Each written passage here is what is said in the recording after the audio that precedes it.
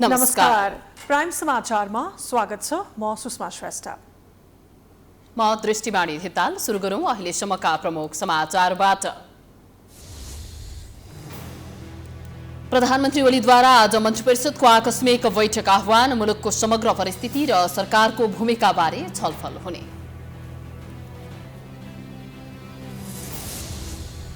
कांग्रेस सभापति देउबाद्वारा संवैधानिक परिषदको बैठकमा सहभागी नहुन परिषद सदस्यहरूलाई आग्रह अध्यादेश मार्फत शासन नगर्न माधव नेपालको चेतावनी नेपाली कांग्रेसका शीर्ष नेताहरू सहित पदाधिकारी बैठकमा मुलुकको राजनीतिक परिस्थिति र कांग्रेसको तयारीबारे छलफल संसदीय दलको बैठक बस्दै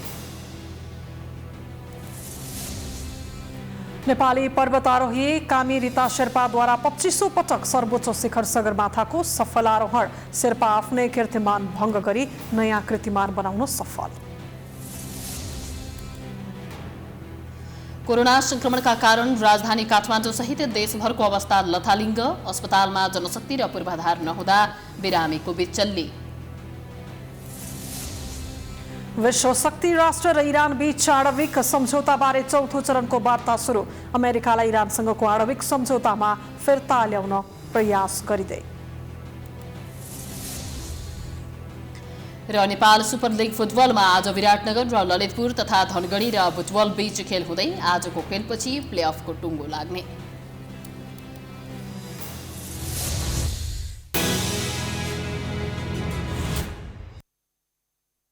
अब समाचार विस्तारमा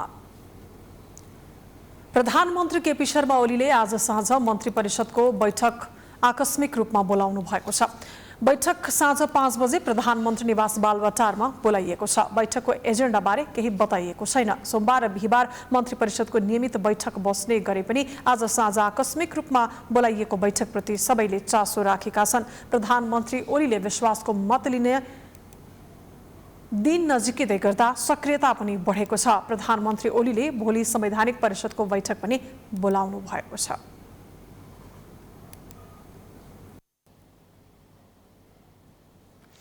कांग्रेस सभापति शेरबहादुर देउवाले प्रधानमन्त्री केपी शर्मा ओलीले आइतबारका लागि बोलाएको संवैधानिक परिषदको बैठकमा सहभागी नहुन सदस्यहरूलाई आग्रह गर्नुभएको छ सभापति देउवाले आज प्रेस विज्ञप्ति जारी गर्दै सरकारले अध्यादेश मार्फत संवैधानिक परिषद सम्बन्धी ऐन संशोधन गर्दै संसदीय मूल्य मान्यता प्रतिकूल र लोकतान्त्रिक अभ्यासमै प्रहार गरेकाले बैठकमा भाग नलिन आग्रह गर्नुभएको हो त्यस्तै संविधानको मूल मर्ममा प्रहार गरी संवैधानिक संरचनालाई नै भत्काउने गरी अध्यादेश जारी गरेको अवस्थामा संवैधानिक परिषदको बैठकमा प्रमुख प्रतिपक्ष दलको नेताको हैसियतले भाग नलिने पनि उहाँले स्पष्ट पार्नु भएको छ कांग्रेसले संवैधानिक परिषद सम्बन्धी ऐनलाई संशोधन गर्ने सरकारको कामलाई सुरुदेखि नै अनुचित भन्दै आएको र विरोध गर्दै आएको उहाँले प्रश्न पार्नु भएको छ अध्यादेश संविधानको विशिष्ट व्यवस्था र मूल भावना विपरीत रहेको औल्याउँदै उहाँले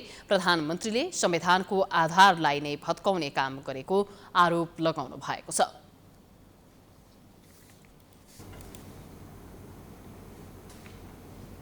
नेकपा एमालेका वरिष्ठ नेता माधव कुमार नेपालले अध्यादेश मार्फत संवैधानिक आयोगमा पद पूर्ति नगर्न प्रधानमन्त्री केपी शर्मा ओलीलाई चेतावनी दिनुभएको छ सामाजिक सञ्जाल फेसबुक मार्फत सन्देश जारी गर्दै उहाँले अध्यादेश मार्फत बल मिच्याई गर्न नहुने बताउनु भएको हो उहाँले अहिले मुलुकको ध्यान कोरोना भाइरस नियन्त्रण गर्न र जनतालाई आवश्यक स्वास्थ्य सामग्री उपलब्ध गराउन केन्द्रित हुनुपर्ने औल्याउनु भएको छ जनतालाई आवश्यक स्वास्थ्य सामग्री उपलब्ध गराउन केन्द्रित हुनुको साटो बल मिच्याई गरी अध्यादेश मार्फत संवैधानिक आयोगमा पद पूर्ति गर्न खोज्नु गैर जिम्मेवारीपन र अलोकतान्त्रिक कार्य भएको उहाँले स्पष्ट पार्नु भएको छ मुलुकमा उत्पन्न विषम परिस्थितिमा सरकार जनताप्रति आफ्नो मुख्य दायित्वबाट च्युत हुन नमिल्ने उहाँको भनाइ छ गलत बाटोबाट गरिने यस्ता नियुक्तिका प्रयासहरू तत्काल बन्द गर्न र जनताको जीवन रक्षामा ध्यान केन्द्रित गर्न उहाँले आह्वान समेत गर्नुभएको छ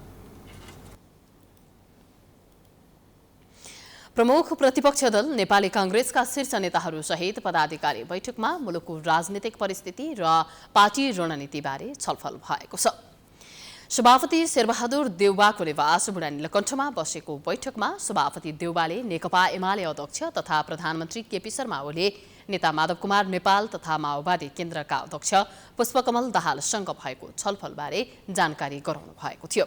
यसअघि बसेको कांग्रेसको पदाधिकारी बैठकले प्रधानमन्त्री केपी शर्मा ओली विश्वासको मत लिन संसदलाई आउँदा त्यसलाई असफल बनाउन पहल गर्ने निर्णय गरेको थियो। आजै संसदीय दलको बैठक पनि बस्दैछ। बैठकमा वैशाख 27 गते संसदमा निर्वाह गर्नुपर्ने भूमिकाका विषयमा जानकारी गराइनेछ।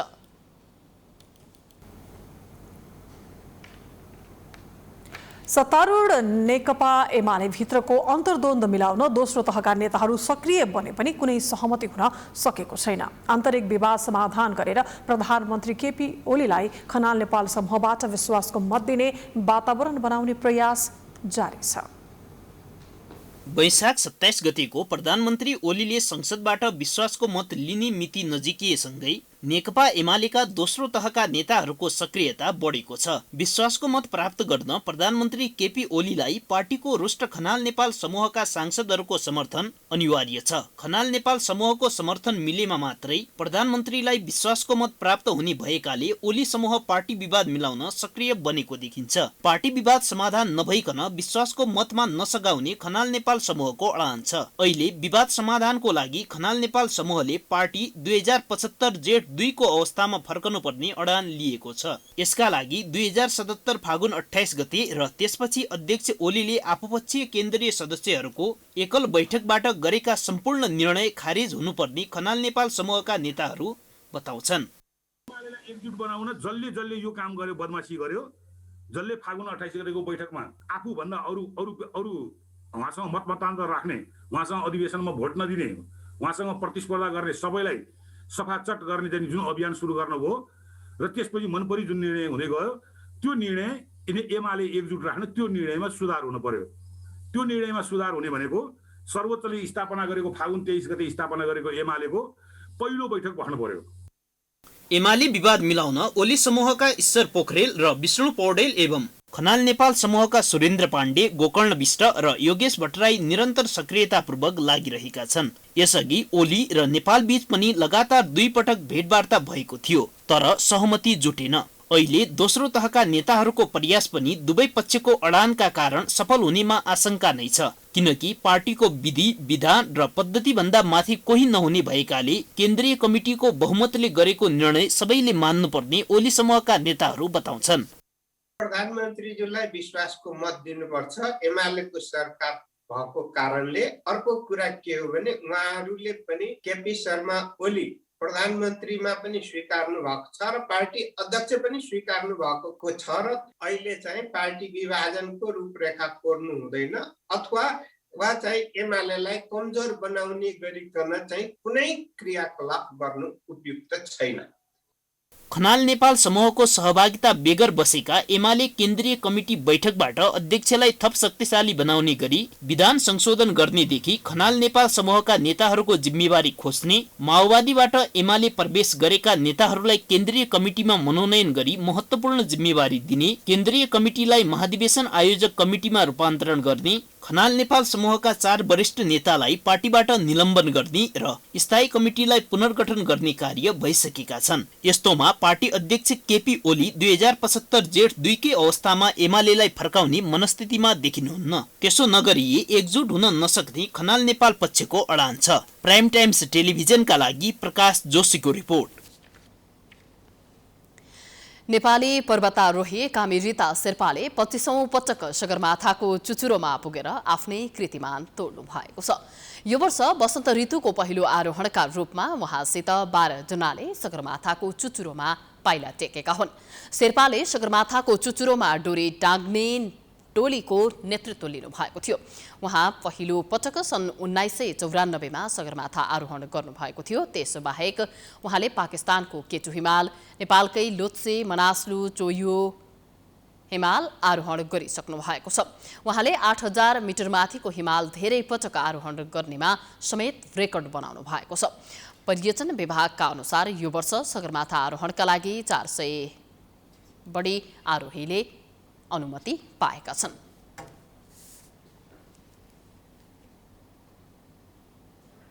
समाचारको सिलसिला जारी छ। हामी विश्रामपछि आउँछौँ। विश्रामपछि स्वागत छ। अब बाँकी समाचार। कोरोना संक्रमितको संख्या बढेसँगै अस्पतालहरूमा उपचार गराउनै नपाउने अवस्था सृजना भएको छ। काठमाडौँकै सरकारी अस्पतालको बाहिर भुइँमै र एम्बुलेन्समै संक्रमितहरू अक्सिजन लिएर बस्नु परेको छ। कतिपय निजी अस्पतालले भने बेड खाली हुँदाहुँदै पनि बिरामीलाई फर्काइदिने गरेका छन्। संक्रमणको दोस्रो लहर बढेसँगै यति बेला राजधानीका अस्पतालहरू खचाखच भरिएका छन्। बिरामीहरूले बेड नपाएर बाहिर सिडीमा बसेर, टेबलमा बसेर, बेन्चमा बसेर र एम्बुलेन्सभित्रै बसेर पनि सेवा लिन बाध्य हुनुहुन्छ।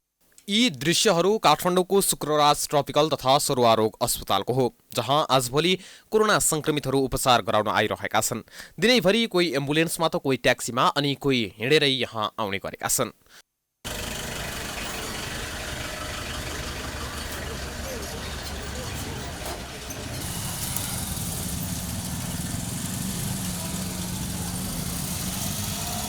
संक्रमितहरूको संख्या धेरै हुँदा अस्पतालको क्षमताले धान्न सकेको छैन, जसले गर्दा संक्रमितहरू बाहिरै बसेर उपचार गराउन बाध्य छन्। अधिकांश संक्रमित अस्पताल परिसरमा अक्सिजनको सहारामा बसिरहेका छन्। अवस्था यस्तोसम्म छ कि एम्बुलेन्सभित्रै संक्रमितहरू अक्सिजन लिँदै बसिरहेका छन्।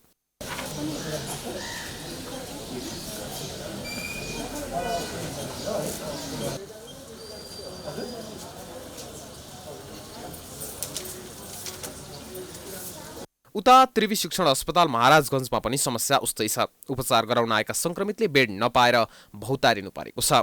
अर्को वार्डमा सार्नको लागि त्यो बेड चाहिँ पाइरहेको छैन हैन। अनि त्यो भएको कारणले गर्दाखेरि त्यसको लागि के गर्न सकिन्छ हैन, कसरी बेडको सिटहरूलाई चाहिँ बढाउने हो। अब 120 बेड चाहिँ थपिरहेछ भन्ने सुनिन्छ। अब कहाँ थपिरहेछ, कसरी थपिरहेछ हैन, त्यसको चाहिँ नलेज हामीलाई पनि भएन। अनि बेडको चाहिँ खाँचो छ। अस्पतालमा पर्याप्त जनशक्ति समेत नहुँदा थप समस्या हुने गरेको छ। यहाँनिर के अरे रिपोर्ट देखाउन आएको हामी। हजुर, रिपोर्ट देखाउन डाक्टरहरू निस्किसक्नु भएको छ। के को रिपोर्टहरू? कोभिडको भएको छ कि भनेर देखाउनलाई एक्सरे रिपोर्टहरू चाहिँ देखाउन आएको। हिजै दिएको, आजसम्म रिपोर्ट पनि बनाएर हिँड्छ। हजुर, अनि देखाउन आएको त्यो फोटो चाहिँ देखाउन आएको हुनुहुन्छ डाक्टरहरू पनि। समस्या यति मात्रै छैन, कतिपय निजी अस्पतालले त संक्रमितको उपचार गराउनै मान्दैनन्। अस्पतालमा बेड हुँदाहुँदै पनि उपचार नगरिदिएपछि संक्रमितलाई कहिले कुन अस्पताल त कहिले कुन अस्पतालमा दौडाउनु परेको छ। हस्पिटल ल्याएको 1.5 घण्टा जति भयो। तपाईले बेड पाइराख्नु भएको छैन? पहिला त हामी सिभिल हस्पिटलबाट हामी यहाँ आएको। हजुर, सिभिल हस्पिटलमा हिजो इमर्जेन्सी सास फेर्न गाह्रो भयो भनेर हामी सिभिल हस्पिटलमा थियौँ। त्यहाँ इमर्जेन्सीमा हाल्यौँ। इमर्जेन्सीमा दिनभरि चलायो। हिजो बेलुका अहिले बिहानसम्म इमर्जेन्सीमा थियो। इमर्जेन्सीमा उहाँहरूले हामीलाई बेड दिनु भएन। तपाईँ अन्त गएर बेड खोज्नु भन्नुभयो। अनि सारा संसार खोज्यौँ, कहीँ भेटेनौँ। अनि हरिप्रभा खड्कीसँग कुरा गरेर हामी चाहिँ अब त्रिवी शिक्षण अस्पतालमै आइपुगेका छौँ। कोरोना संक्रमणले अवस्था निकै भयावह भइसकेको छ। काठमाडौँमै त अस्पतालका बेड भरिएका छन् भने अन्य जिल्लाहरूको अवस्था कस्तो होला? देशका विभिन्न स्थानमा संक्रमितहरूले अस्पतालको बेड नपाएर, अक्सिजन नपाएर र राम्रो उपचार नपाएर मर्न बाध्य भइरहेका छन्। सरकारले नागरिकको ज्यान जोगाउनका लागि चाल्नुपर्ने कदम अझै चाल्न सकेको छैन। प्राइम टाइम्स टेलिभिजनका लागि क्यामेरामा राधिका श्रेष्ठका साथमा प्रकाश बमको रिपोर्ट। चितवनमा कोरोना रोकथामका लागि खटिएका चिकित्सक र स्वास्थ्यकर्मी धर्माधम संक्रमित हुन थालेका छन्।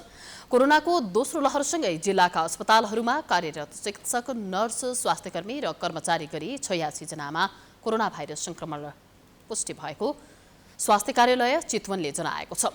कार्यालयका अनुसार भरतपुर अस्पतालमा 22, चितवन मेडिकल कलेजमा 22, पुरानो मेडिकल कलेजमा 19 र बीपी कोइराला मेमोरियल क्यान्सर अस्पतालमा 16 जना संक्रमित भएका छन्। बगौडा अस्पताल माडी, राप्ती अस्पताल भण्डारा, बकुलहर अस्पताल रत्ननगर, कालिका नगर अस्पताल लगायतमा पनि चिकित्सक र स्वास्थ्यकर्मी 7 जना संक्रमित भएका छन्। संक्रमित चिकित्सक र स्वास्थ्यकर्मी अहिले आइसोलेसनमा रहेका छन्। उनीहरूमध्ये कतिपय सन्चो भएर घर फर्किसकेका छन्। कार्यालयका अनुसार जिल्लामा कोरोना रोग नियन्त्रणमा खटिएका प्रहरी प्रमुख समेतलाई संक्रमण देखिएको छ। जिल्लामा वैशाखमा मात्रै 2080 जनामा संक्रमण देखिएको छ। यीमध्ये 17 जनाको मृत्यु भइसकेको कार्यालयले जनाएको छ। जिल्लामा हाल औसत दैनिक 7 जना संक्रमितको मृत्यु भइरहेको छ।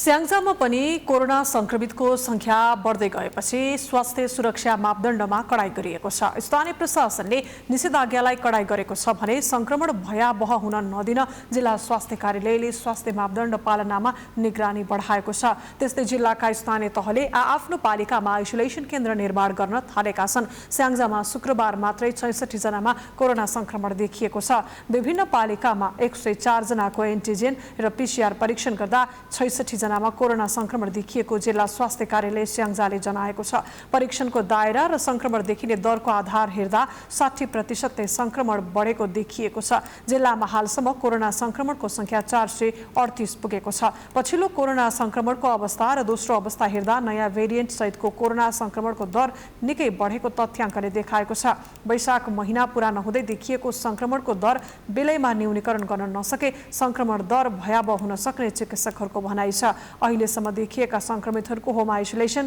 क्वारेन्टिन र स्वास्थ्य संस्थामा उपचार भइरहेको छ। संक्रमण बढ्दो रूपमा जान थालेपछि जिल्ला प्रशासन कार्यालयले वैशाख 31 गतेसम्म जिल्लामा निषेधाज्ञा जारी गरेको छ।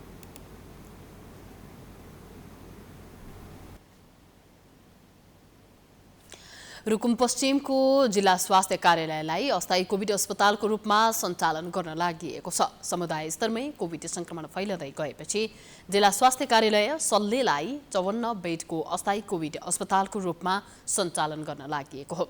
दोस्रो लहरको कोभिड-19 को नयाँ भेरिएन्ट समुदाय स्तरमा देखा परेसँगै जिल्लामा कोभिड संक्रमणका बिरामी बढ्दै गएका छन्।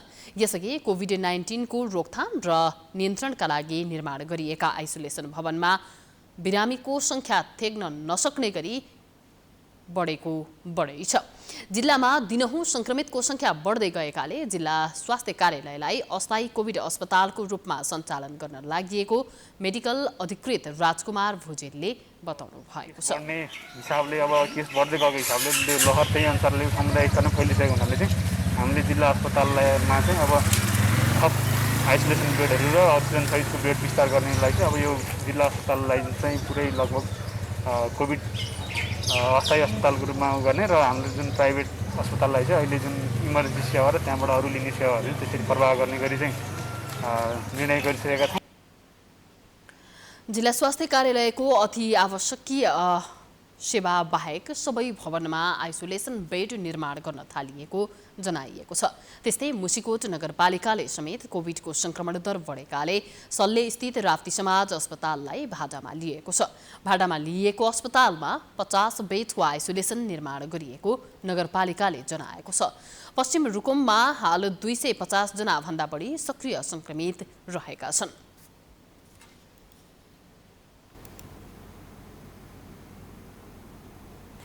कोरोनाको जोखिम बढेसँगै स्वास्थ्य सुरक्षा सामग्रीमा व्यवसायीहरूले मनोमानी चर्को मूल्य लिने गरेका छन्। मास्क, सेनिटाइजर लगायत स्वास्थ्य सुरक्षा सामग्रीमा व्यवसायीले ब्रह्म लुट गरेको सर्वसाधारणको गुनासो छ। हेरौँ सुनसरीको इटहरीमा सहकर्मी विकल रेग्मीले स्वास्थ्य सुरक्षा सामग्रीका बारेमा तयार पारेको यो स्थलगत रिपोर्ट। दर्शकबिन, दैनिक रूपमा कोरोना संक्रमणको दर बढिरहेको छ। नेपालमा कोरोना संक्रमणको दर बढिसके प्रदेश 1 का विभिन्न जिल्लामा पनि कोरोना संक्रमण दर बढिरहेको छ र स्वास्थ्यसँग सम्बन्धित सामग्रीहरूको माग पनि उच्च हुँदै गइरहेको छ। यसै सन्दर्भमा प्रदेश 1 का विभिन्न जिल्लाहरूमा चाहिँ अनुगमनलाई पनि तीव्रता दिएको छ। सुनसरीको इटहरी उपमहानगरपालिकामा जिल्ला प्रशासन कार्यालय सुनसरीका प्रतिनिधि, त्यसैगरी इटहरी उपमहानगरका प्रतिनिधि, इलाका प्रहरी कार्यालय इटहरीका प्रतिनिधि लगायतले चाहिँ मास्क, सेनिटाइजर लगायत स्वास्थ्य सामग्रीहरूको चाहिँ मूल्य वृद्धि गरिएको छ कि छैन, कालोबजारी गरिएको छ कि छैन भनेर स्थलगत अनुगमन गर्दै हुनुहुन्छ। आउनुहोस् हामी पनि उक्त अनुगमनमा के भइरहेको छ जस्ताको तस्तै स्थलगत अनुगमनतर्फ लागौँ।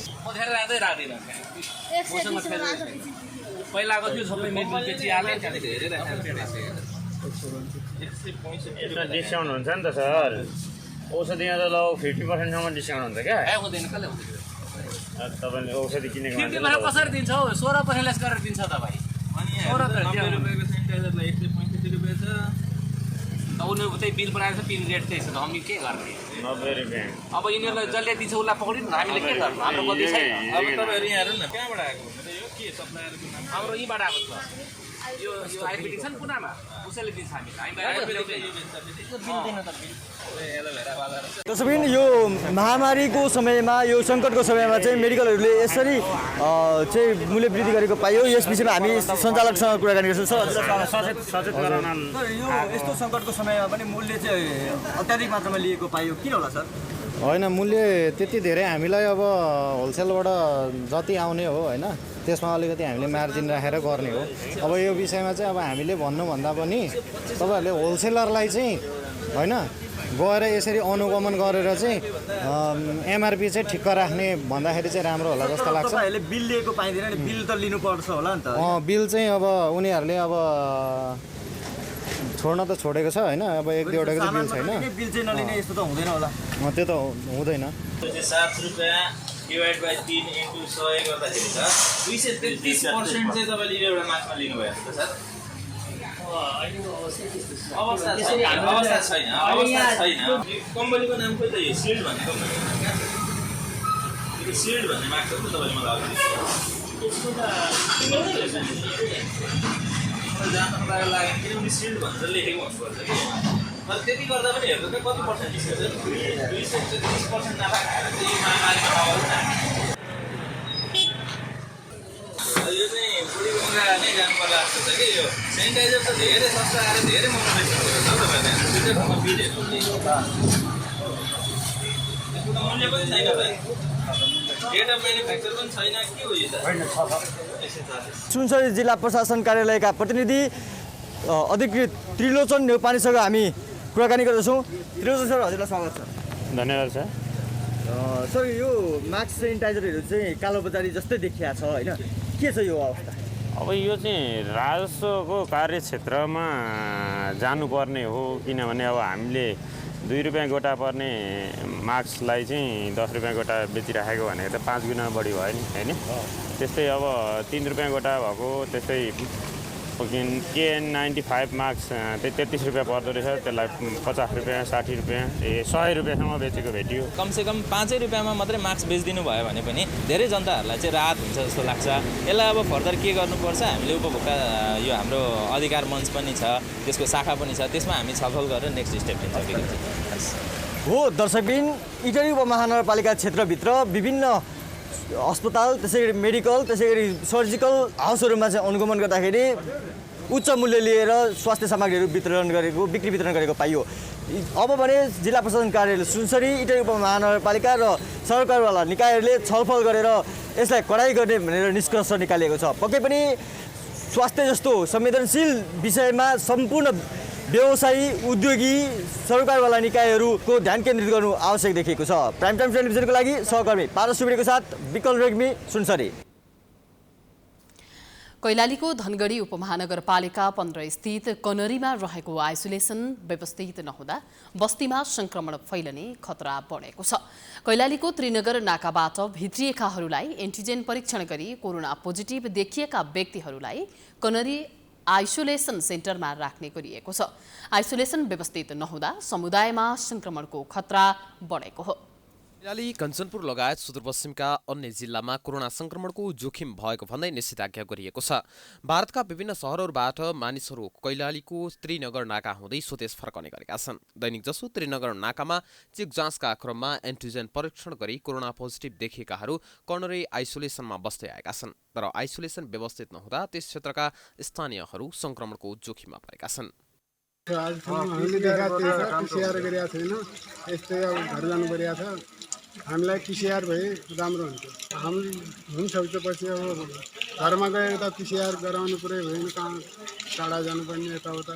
भारतबाट केही दिन पहिले आउने र पछिल्लो समयमा आउनेहरू एन्टिजेन परीक्षणमा कोरोना पोजिटिभ देखिएकाहरू एउटै कोठामा राख्ने गरेको संक्रमितको गुनासो छ। नयाँ थपिएका व्यक्तिहरूलाई पनि पहिले बसेकाहरूसँगै राख्ने गरेका कारण थप जोखिम भएको आइसोलेसनमा बसेकाको भनाइ छ। त्यस्तै सोही आइसोलेसनमा बस्दै आएका दलबहादुर 5 दिन अघि भारतबाट फर्किएका थिए। उनको पनि एन्टिजेन परीक्षणमा कोरोना संक्रमण पुष्टि भएको थियो। कोरोना पुष्टि भएपछि उनलाई आइसोलेसन सेन्टरमा राखिएको छ। आइसोलेसनबाट घर जाने समयमा संक्रमण छ छैन भनेर चेक जाँच गरेर मात्रै पठाउन उनले माग गरेका छन्। PCR परीक्षण नगरी जाँदा परिवार तथा समुदायमा संक्रमण फैलिने हो कि भन्ने चिन्तामा उनीहरू रहेका छन्। जुवा पनि आउला छन्, नयाँवाला चाहिँ हामीले पनि बस्नु परेको छ। त्यो हामीलाई डर छ। अलिक यिनलाई साइड यसो राखिदिए भयो। हामीले त्यही सोच्छ। त्यो नयाँवालालाई अलग र पुरानोवालालाई अलग गरिदिए राम्रो हुन्छ। पछिल्लो समय भारतबाट आउने नेपालीको संख्या बढेसँगै कोरोना संक्रमितको संख्या समेत बढेका कारण आइसोलेसन समेत भरिभराउ भएका छन्। ठाउँको अभावका कारण भारतबाट आउनेहरूमा एन्टिजेन परीक्षण गर्दा पोजिटिभ भएकाहरू 1-2 दिनमै घर जाने गरेको पाइएको छ, जसका कारण संक्रमणको जोखिम बढेको स्वास्थ्य कर्मीहरूको भनाइ छ। यिनीहरूले खास गरी एन्टिजेन पोजिटिभ भन्नु नै स्पेशली कोरोना नै पोजिटिभ हो भन्ने हामीले ठान्नुपर्ने बाध्यता पनि छ। तर यिनीहरू चाहिँ यहाँबाट घर जान्छन्, घरमा चाहिँ होम क्वारेन्टाइन भन्छ, तर लापरवाहीले गर्दाखेरि चाहिँ एकजनाबाट अब संक्रमित हुने संख्या धेरै बढ्ने भन्ने देखिरहेको छ। यसको कैलालीमा दैनिक जसो कोरोना संक्रमितको संख्या बढेसँगै अस्पताल भरिभराउ भएका छन्। संख्या बढेसँगै उपचारमा समस्या देखिएको छ भने अक्सिजनको अभाव हुँदा संक्रमितहरू जोखिममा परेका छन्। प्राइम टाइम्स टेलिभिजनका लागि कैलालीबाट क्यामेरा पर्सन वीरेन्द्र भण्डारीको साथमा कृत विष्टको रिपोर्ट। रौतहटको चन्द्रपुर नगरपालिकामा रहेको आइसोलेसन केन्द्र सञ्चालनमा नआउँदा संक्रमितहरू बाध्य भएर घरमै बस्न थालेका छन्। जिल्लामा कोरोना संक्रमण दर वृद्धि हुँदै गए पनि नगरपालिकामा आइसोलेसन केन्द्र सञ्चालनमा नआउँदा संक्रमितहरू घरमै बस्न बाध्य बनेका हुन्। चन्द्रपुर नगरपालिकामा व्यवस्थित आइसोलेसन केन्द्र नहुँदा संक्रमितहरू घरमै बस्दै आएका छन्। घरमा बस्न परेका कारण अन्य परिवारका सदस्यहरूलाई समेत संक्रमण फैलन सक्ने भन्दै संक्रमितहरू चिन्तित छन्। होम आइसोलेसनमा बसेका कतिपयले आफूहरूको घरमा आइसोलेट भएर बस्न सक्ने वातावरण नभएको भन्दै संस्थागत आइसोलेसनमा बस्न खोजेको बताएका छन्। तर नगरभित्र रहेको एकमात्र आइसोलेसन भने सञ्चालन हुन नसक्दा संक्रमित चिन्तित छन्। गत वर्ष कोरोना संक्रमण फैलिएपछि चन्द्रपुर नगरपालिका, वृन्दावन नगरपालिका, गढीमाई नगरपालिका र गुजरा नगरपालिकाले संयुक्त रूपमा चन्द्रपुर नगरपालिका 2 स्थित शहीद स्मृति पार्कमा करिब 83 लाखको लगानीमा व्यवस्थित अस्थायी कोरोना अस्पताल निर्माण गरेको थियो। तर कोरोनाको दोस्रो लहर भयावह बन्दै जाँदा समेत आइसोलेसन सञ्चालनमा नगरपालिकाले कुनै चासो नदेखाएको स्थानीयहरूको गुनासो छ। नगरपालिकाका प्रमुख प्रशासकीय अधिकृत सुरेन्द्र प्रधानले भने नगरपालिकासँग आइसोलेसन सञ्चालन गर्ने बजेट र जनशक्ति नरहेकाले सञ्चालन गर्न नसकिएको बताउनु भएको छ। कोरोनाको पहिलो लहरको बजेट अभावमा खर्च अझैसम्म भुक्तानी गर्न नसकेको भन्दै यसपटक पनि त्यसलाई सञ्चालन गर्न नगरपालिकामा बजेट नभएकाले केन्द्र वा प्रदेश सरकारले सञ्चालन गर्नुपर्ने प्रधानको भनाइ छ। 40 बेड रहेको आइसोलेसनमा व्यवस्थित बेडहरू, पर्याप्त पानी र शौचालयको सुविधा, एसी सहितका फराकिला कोठाहरू रहेका छन्। तर नगरपालिकाले सञ्चालनमा चासो नदिएको गुनासो स्थानीय गर्छन्। वर्तमान समयको समस्या भनेको हामीलाई चाहिँ एकदम कोरोना छ्यापछ्याप्ती रूपमा देखा परेको छ चन्द्रपुर नगरपालिकाभित्रमा र स्थानीय सरकारले लगभग 80 लाखको खर्चमा आइसोलेसन त निर्माण गर्यो गत साल र त्यो अहिले सञ्चालनमा नआउँदाखेरि धेरै हाम्रो कोरोना पीडित चाहिँ व्यक्तिहरूको उपचारमा चाहिँ समस्या आउने देखिन्छ। अहिले होम आइसोलेसनको कुरा आएको छ। सबैको घरमा चाहिँ यथोचित वातावरण नहुन सक्छ र परिवारको सदस्यमा त्रास पनि हुन सक्छ। किन भन्दाखेरि एकजना परिवारको सदस्यमा चाहिँ कोरोना देखा परिसकेपछि अन्य सदस्यमा पनि त्यो फैलिन सक्छ। जनताको मत पाएर निर्वाचित भएका जनप्रतिनिधिले बजेट लगायत विभिन्न बहाना गरी संक्रमणको जोखिममा पनि जनताको उपचारका लागि चासो नदिनु जनताप्रतिको गैर जिम्मेवारपन भएको सर्वसाधारणको भनाइ छ। रौतहटबाट सन्तोष काफ्लेको रिपोर्ट। समाचारको सिलसिला अझै जारी छ, हामी विश्रामपछि आउँछौँ। बाँकी समाचारको साथमा विश्रामपछि स्वागत छ। अब बाँकी समाचार। मौसम परिवर्तनसँगै आएको असिना पानीले इलाममा उत्पादित किवी खेतीमा क्षति पुर्याएको छ। किवी उत्पादनका लागि प्रमुख मानिएको तालगाउँ, जितपुरे, पुवाम, झुवा लगायतका क्षेत्रमा असिना पानीले किवी खेती नष्ट गरेको हो। किवी खेतीका लागि सचेत रहेको इलाममा यो वर्ष असिना पानीले क्षति पुर्याएको छ। फलका लागि तयारी हुँदै गरेको समयमा फरेको असिना पानीले क्षति पुर्याउँदा किसान मारमा परेका छन्। अन्तर्राष्ट्रिय बजारमा समेत इलामको किवीले चर्चा कमाएको छ। इलामको सन्दकपुर गाउँपालिका 3 सुलुबुङको ताल गाउँलाई किवी बस्तीको रूपमा चिनिन्छ। तर केही दिन यता परेको असिना पानीले साना ठुला फलमा असर पुर्याएपछि ताल गाउँमा किवी उत्पादन घट्ने देखिन्छ। विगत 14 वर्ष यता आएको ठूलो असिना पानीले लट्रममा चिचिला बसेको किवीका झाङमा असर पुर्याएको छ। किवीमा असिना पानीको असरले उत्पादन घट्ने भन्दै किसान चिन्तित भएका छन्। किवी खेती गरेको चाहिँ 2064 सालदेखि अहिलेसम्ममा आउँदाखेरि यसपालि चाहिँ पहिला पनि सामान्य हावाहुरी आउँथ्यो, असिना आउँथ्यो, तर यसपालिको क्षति चाहिँ एकदम धेरै भएको छ। समग्र अब किसानहरूको यहाँ वरिपरि सबैजनाको तुलना गर्ने हो भने प्रति किसान 5 लाखदेखि 10 लाखसम्मको क्षति भएको देखिएको छ। तर अहिले हामी वरिपरि 40 देखि 45 घर परिवार सबै किवीमा आश्रित परिवार थियो। अब यसले चाहिँ अब अहिलेको आम्दानी र भविष्य अर्को सालको आम्दानीलाई पनि धेरै नष्ट गरेको अवस्था छ। असिना पानीले किवी खेतीका अतिरिक्त अलैँची, चिया र अन्य तरकारी बालीमा समेत असर पुर्याएको छ। जिल्लाका 10वटै स्थानीय तहमा वर्षमा 10 अर्ब बराबरको कृषिजन्य वस्तु उत्पादन र निर्यात हुने गरेको छ। असिनाले कृषि बालीमा असर गरेपछि ग्रामीण क्षेत्रको किसानहरूको आम्दानीमा समेत असर पुगेको छ। असिनाले घर र गुटका जस्ताका छाना समेत पाल पारेको छ। कृषि ज्ञान केन्द्र इलामले असिनाले पारेको क्षतिको बारे तथ्याङ्क सङ्कलन सुरु गरेको जनाएको छ। इलाम जिल्लामा आएको यो हावाहुरी सहितको असिना पानीले कृषि बालीमा धेरै क्षति पुर्याएको छ। विशेष गरी इलामको किवी हुने क्षेत्रहरू सन्दकपुर गाउँपालिका वार्ड नम्बर 3, त्यस्तै इलाम नगरपालिका वार्ड नम्बर 3 पुवा मञ्चुवा लगायतका विभिन्न क्षेत्रहरूमा विशेष गरी अलैँची र किवी, त्यसमा पनि किवीमा अलिकति धेरै क्षति पुर्याएको प्रारम्भिक तथ्याङ्कमा देख्न सकिन्छ। तर यद्यपि हामीले यति मात्रै तथ्याङ्कले पर्याप्त छैन। अब इलाम जिल्लाका सम्पूर्ण गाउँपालिकाहरूमा नगरपालिकाहरूमा के कस्तो क्षति भएको छ भन्ने सम्बन्धीको विवरण र तथ्याङ्क हामी सङ्कलन क्रममा छौँ। जिल्लाका करिब 1600 रोपनी क्षेत्रमा लगाइएको किवी बालीमा क्षति भएको अनुमान गरिएको छ। फूल फुल्ने सिजनमा असिनाले किवी पूर्ण रूपमा क्षति गर्ने भएकाले राहतको कार्यक्रम ल्याउन किसानले माग गरेका छन्। कृषि बालीमा बिमा र बाली संरक्षणका लागि अनुदान प्रभावकारी रूपमा कार्यान्वयन गर्नुपर्ने किसानको माग छ। 1 बजे दिउँसोदेखि लगातार 1.5 घण्टा असिना र पानी अभूतपूर्व रूपमा पर्यो। त्यो आधारबाट यहाँका चाहिँ किवी बस्तीको नामले परिचित किवी नै किवी व्यावसायिक रूपमा खेती गर्ने 50औं कृषकहरूले चाहिँ लगभग 1200-1500 रोपनीमा किवी लगाउनु भएको छ र असिनाको कारणले 99% बिग्रिएको छ र पूर्ण क्षति भएको छ। र घुरेनदेखि यसरी यहाँ किवी लगाउने 15 वर्षदेखिको एउटा अभियान थियो र राष्ट्रिय स्तरमै यसले चाहिँ एउटा नमुनाको रूपमा काम गरिरहेकोमा अहिले चाहिँ कृषकहरूमाथि एक किसिमको यो कोरोना विपत्तिसँगै यो क्षतिले चाहिँ निराशा उत्पन्न गराएको छ र राज्यबाट पछिल्ला दिनमा अहिले भइरहेका अनुदानमा थप चाहिँ अनुसन्धान गरी नेटहरू, ग्रिन नेटहरू, अरू सुरक्षाका उपायहरूमा पनि अनुदान लगायतका कार्यहरू गर्न जरुरी देखिन्छ, जसबाट कृषकको उत्पादन चाहिँ सुरक्षित रहन सकोस् र फाइदा लिन सकोस्। इलाममा उत्पादित किवी नेपालका विभिन्न बजारमा अतिरिक्त खाडी मुलुकमा समेत निर्यात हुने गरेको छ। जिल्लाका 3000 भन्दा बढी किसानले इलाममा किवीको व्यावसायिक खेती गरिरहेको कृषि ज्ञान केन्द्र इलामको तथ्याङ्कमा उल्लेख छ। इलाममा वार्षिक रूपमा 135 मेट्रिक टन भन्दा बढी किवी उत्पादन हुने गरेको छ। प्राइम टाइम्स टेलिभिजनका लागि इलामबाट नमिन ढकालको रिपोर्ट।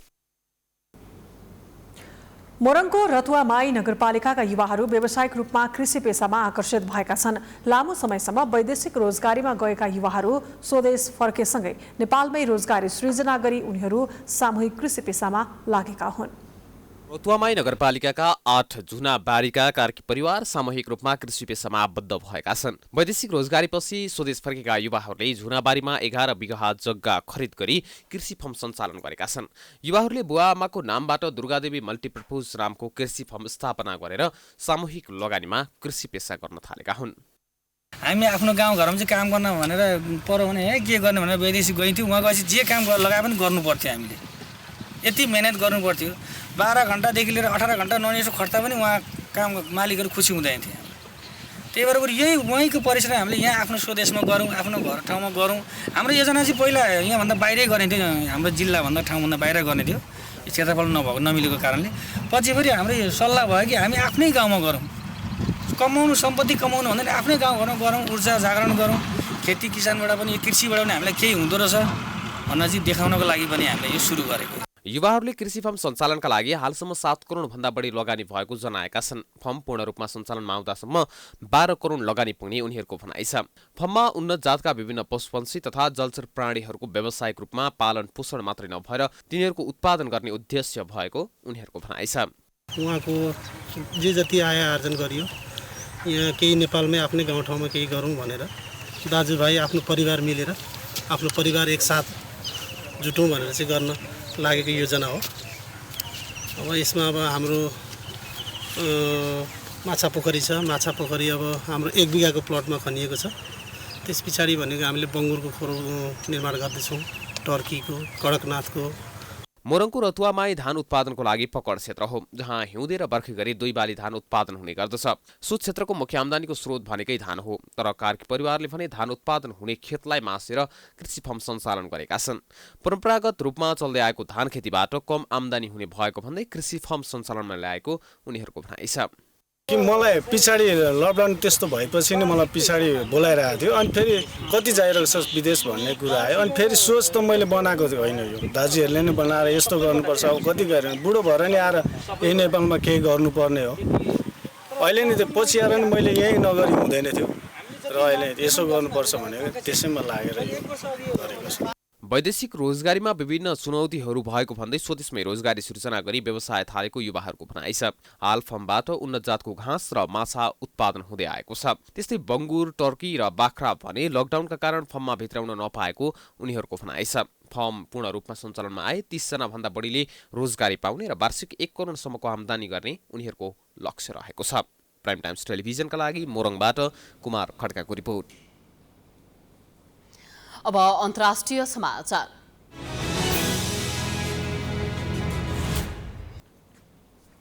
विश्व स्वास्थ्य संगठन WHO ले चीनमा निर्मित कोरोना भाइरस विरुद्धको भ्याक्सिनलाई प्रयोग गर्न अनुमति दिएको छ। संगठनले चिनिया कम्पनी सिनोफार्मले उत्पादन गरेको भ्याक्सिनलाई प्रयोग गर्न अनुमति दिएको हो। संगठनले अनुमति प्रदान गरेको गैर पश्चिमी देशहरूको यो पहिलो भ्याक्सिन हो। अनुमति पाउनु अघि नै यो भ्याक्सिन चीन लगायत संसारका विभिन्न देशहरूले प्रयोग गरिसकेका थिए। अफ्रिका, ल्याटिन अमेरिका र एसियाका कतिपय देशहरूले आपतकालीन प्रयोगमा चिनिया भ्याक्सिन लगाएका थिए। यसअघि WHO ले Pfizer, AstraZeneca, Johnson and Johnson, Moderna लगायतका भ्याक्सिनलाई अनुमति दिएको थियो। चिनिया भ्याक्सिनको असर निकै कम देखिएकाले यसको विश्वसनीयतामाथि प्रश्न उठ्दै आएको छ। WHO ले अहिले आएर चिनिया भ्याक्सिनलाई सुरक्षा र प्रभावकारिताका हिसाबले मान्यता दिएको हो। यो भ्याक्सिन 18 वर्षभन्दा माथिकालाई दिन संगठनको सुझाव छ।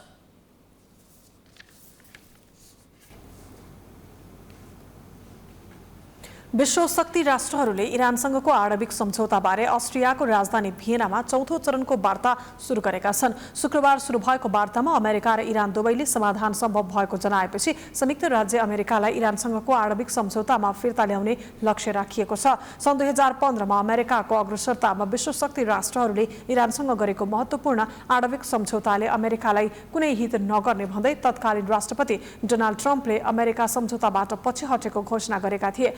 सम्झौताले इरानलाई आफ्नो आणविक कार्यक्रममा लगाएको प्रतिबन्धको बदलामा आर्थिक प्रोत्साहनको प्रतिज्ञा गरेको थियो। ट्रम्प प्रशासनले तेहरानलाई नयाँ वार्तामा ल्याउने असफल प्रयासमा इस्लामिक गणतन्त्रमाथि ठूलो प्रतिबन्ध लगाएको थियो। प्रतिबन्धले अहिलेसम्म निरन्तरता पाएको छ। अमेरिका सम्झौताबाट फिर्ता भएको बताएपछि इरान पनि सम्झौताबाट क्रमशः पछि हटेको थियो। देशलाई आणविक हतियार प्राप्त गर्नबाट रोक्ने उद्देश्यले गरिएको सम्झौताबाट फिर्ता हुँदै युरेनियम प्रशोधन तथा उत्पादनलाई अझ व्यापकता दिने काम इरानले गर्दै आएको छ। यसैबीच अमेरिकी राष्ट्रपति जो बाइडेनले एक संयुक्त बृहत्तर योजना मार्फत अमेरिका सम्झौतामा पुनः सामेल हुन चाहेको बताएका छन्। इरानले सम्झौतामा तोकिएका मापदण्डलाई अक्षरशः पालना गर्नुपर्ने आवश्यकता रहेको उनको धारणा छ। इरानले पनि आणविक बम उत्पादन गर्न नचाहेको बताइरहेको छ। यसका लागि वाशिंटनले आणविक सम्झौता बाहेकका ट्रम्पको कार्यकालमा लगाइएको सम्पूर्ण प्रतिबन्ध हटाउनुपर्ने शर्त राखेको छ।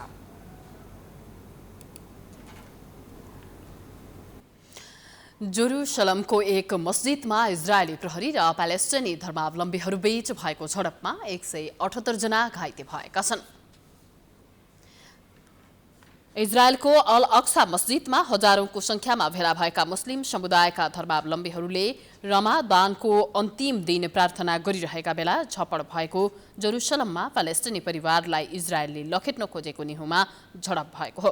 झडपकै क्रममा प्रदर्शनकारीहरूले प्रहरीमाथि बोतल र ढुङ्गा प्रहार गरेका थिए। प्रहरीले पनि प्रदर्शनकारीमाथि ग्रेनेड प्रहार गरेको थियो। घटनामा दर्जनौं प्रहरी घाइते भएका छन्। इजरायल र प्यालेस्टिनी जनताबीच जेरुसलममा दशकौंदेखि केही न केही न्युमा झडप हुने गरेको छ।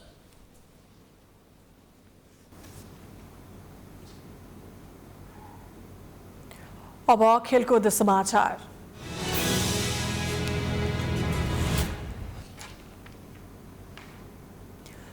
नेपाल सुपर लिग NSL अन्तर्गत आज 2 खेलहरू हुँदैछन्। त्रिपुरेश्वर स्थित दशरथ रङ्गशालामा आज हुने 2 खेलले प्ले अफ पुग्ने 4 टोलीको टुङ्गो लाग्नेछ। प्रतियोगिताको प्ले अफमा 2 टिमले स्थान पक्का गरिसकेका छन्। अब 2 टिम प्ले अफमा पुग्न बाँकी रहेको छ। आज हुने पहिलो खेलमा विराटनगर सिटी FC र ललितपुर सिटी FC बीच प्रतिस्पर्धा हुनेछ। विराटनगर र ललितपुर बीचको खेल दिउँसो 2:30 बजे सुरु हुनेछ। आज दुवै टिम जित निकाल्दै प्ले अफ पुग्न चाहन्छन्। विराटनगर 5 खेलमा 7 अङ्क जोडेर चौथो स्थानमा रहेको छ। ललितपुरलाई हराएको खण्डमा विराटनगरले शीर्ष 4 सुरक्षित गर्नेछ। बराबरी गरेको खण्डमा अन्य खेलको नतिजा कोर्नुपर्नेछ। प्ले अफ पुग्न ललितपुरलाई जितको विकल्प छैन। बराबरीले ललितपुर बाहिरिनेछ। ललितपुर 5 खेलमा 6 अङ्क जोडेर 5औं स्थानमा रहेको छ। शनिबार हुने दोस्रो खेलमा धनगढी FC र बुटवल लुम्बिनी FC बीच प्रतिस्पर्धा हुनेछ। शीर्ष स्थानमा रहेको धनगढी प्ले अफ पुगिसकेको छ, तर धनगढी अन्तिम लिग खेलमा जित निकाल्दै शीर्ष स्थानमा रहेर प्ले अफ खेल्न चाहन्छ। धनगढीले 5 खेलमा 10 अङ्क जोडेको छ। बुटवललाई भने प्ले अफमा स्थान बनाउन अन्तिम खेलमा फराकिलो जित निकाल्नै पर्ने दबाव रहेको छ। बुटवल 5 खेलमा 5 अङ्क जोडेर 6औं स्थानमा रहेको छ।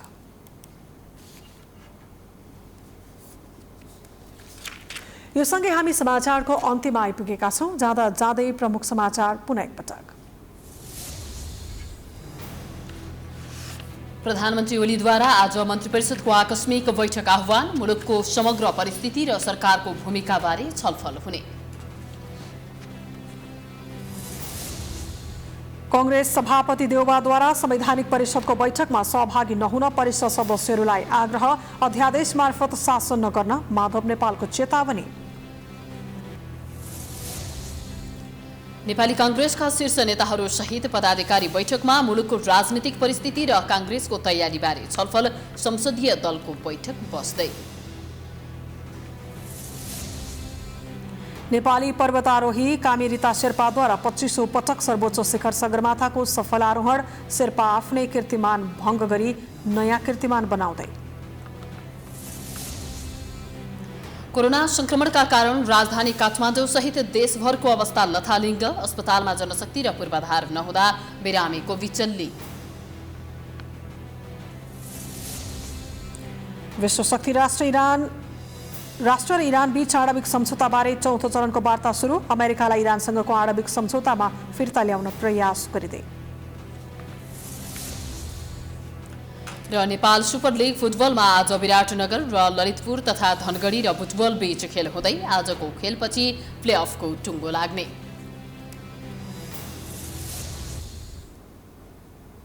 प्राइम समाचार अहिलेलाई सकियो। हेर्दै गर्नुहोला प्राइम टाइम्स टेलिभिजन। नमस्कार।